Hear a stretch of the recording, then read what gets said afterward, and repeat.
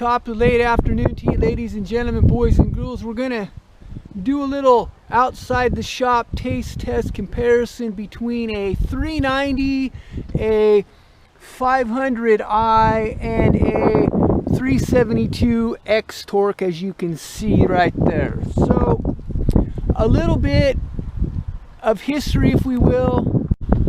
I personally, the first saw I ever bought for myself was an 045 back in about 78 or something like that. So I had Steels early on, then I switched to Husqvarna because I ended up with white finger, and the spring mount situation was a little bit better, although I did have a 288, lots of those.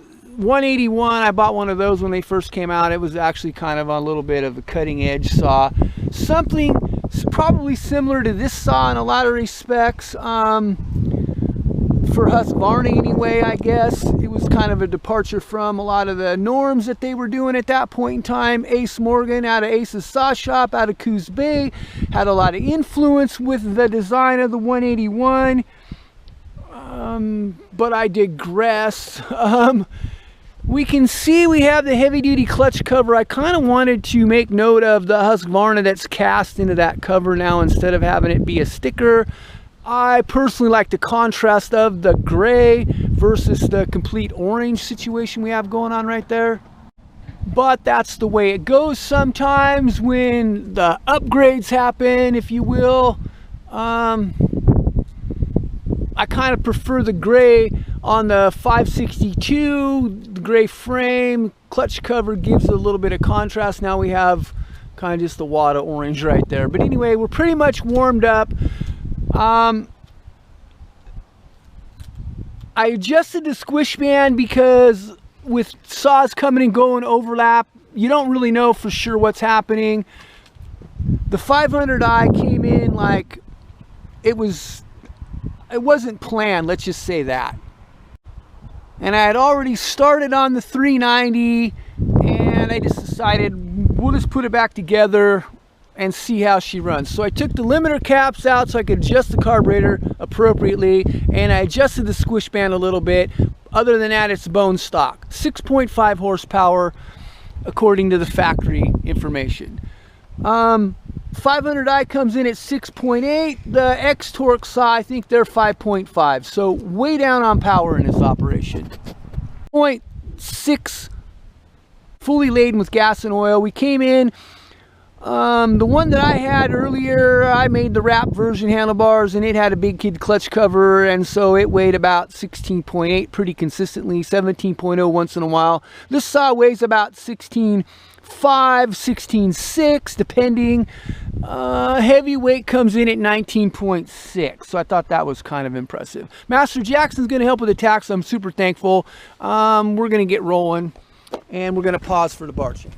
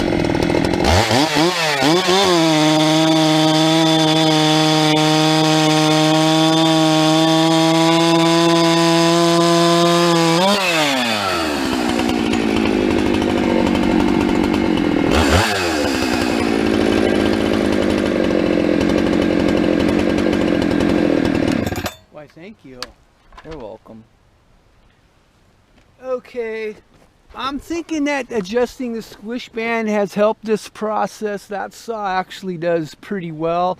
I think with the fact that I took that edge of that knot off out over here, the 390 had the worst of it. The chain is actually doing all right. I'm kind of well pleased. We're about 20 inches or something on that cut. Now we're gonna bar up the 500i and give it a run for its money. Alright, so before I forget, we're going to check the stops on this chain one more time. I've done it before. I think it's around the mid-50s level. We better zero this thing just for kicks, right? It hit the deck in the rocks earlier this summer, so the screen is hammered. 49 thousandths, that's about what I thought. So we're dealing with mid 50s or so, mid 40s to mid 50s. It ranges a little bit. We have warmed it up, so we're ready to roll. One thing I'm gonna say about this saw, the computer, because the thing is huge in here, and I've actually done a little bit of research, and this thing has about the same amount of fuel as some of the other saws.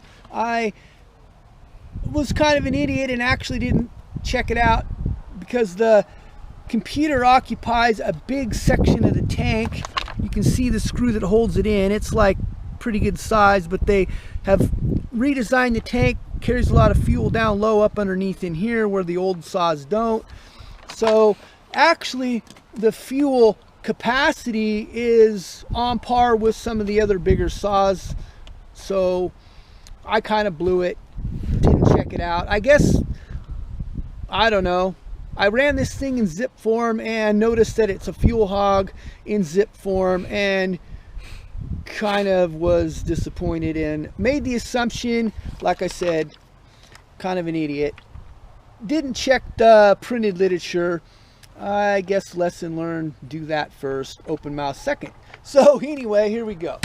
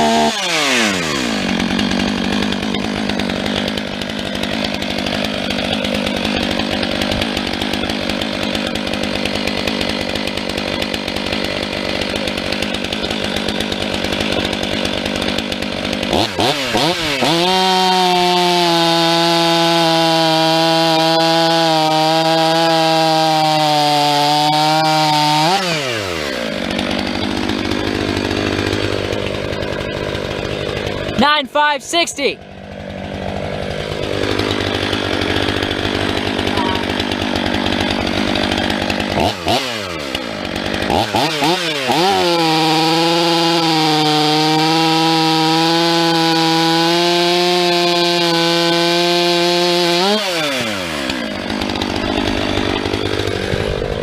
$10,030.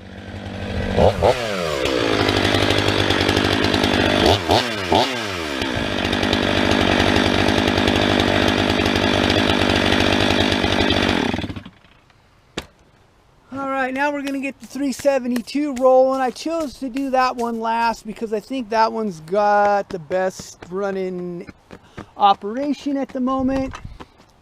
One of the things we did is we ran it against the 500i previously, and it was actually running a little bit better. Then I added in the GotFlow 2.0 operation. Now we're going to run it again, and I wanted to see how it compared to the 390 since it's given up quite a bit of horsepower in stock form to both of these others. All right, we got the 372 queued up here.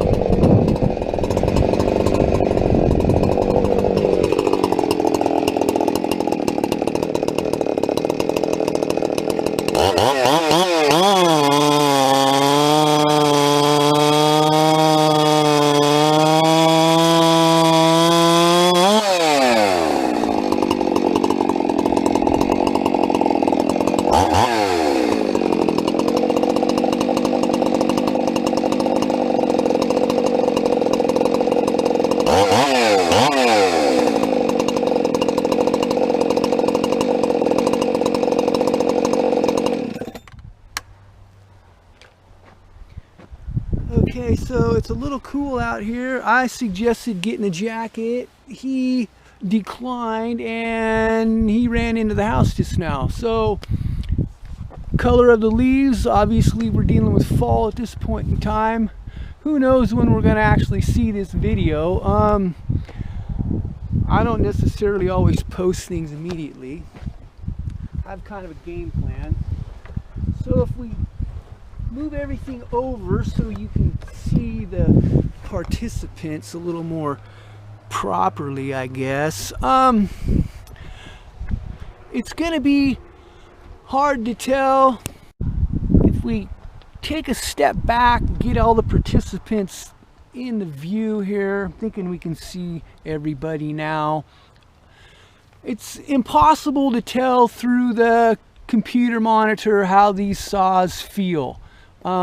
We can look at the posted times, check the description. I'm going to have that information in there. I'm thinking that the 500i was actually the slower of the three. If it's not, it's the 390 and the 500i are really close to the same amount of time it took. The 500i runs different than the 390. That's that telescoping information that comes through the handlebars that you can't tell until you actually saw with them. The 390 has more low-end power than the 500i, just the way it works. So 79.2 cc's. This is a 50 millimeter bore by 36 millimeter stroke, 70.7 cc's, and the 390s are 87.9, I believe it is. So they're just a fuzz under 88 cc's, I think it is. Although it could be 89, I don't remember now. Regardless, the 390 is quite a bit bigger in displacement.